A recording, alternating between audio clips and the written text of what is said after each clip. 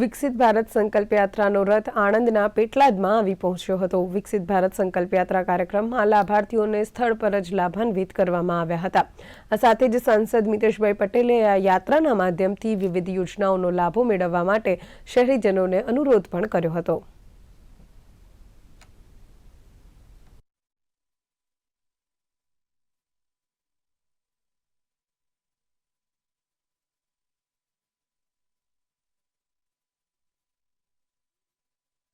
सरकारी तंत्र जे रीते आ कार्यक्रम में साथे जई अने जेने लाभ आपवामां आवे छे ए बधी ज रीते तैयार रही अने आयुष्यमान कार्ड होय, चूंटणीनुं कार्ड होय अने जे कार्ड जेमने जरूरियात छे अने स्वास्थ्य माटे आरोग्यनी टीम खूब मोटी जहमत उठावीने जे रीते काम करी रही छे।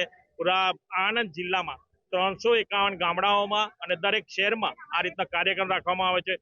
खूब मोटी संख्यामां आ लाभार्थीओ दरेक कार्यक्रममां जाय छे।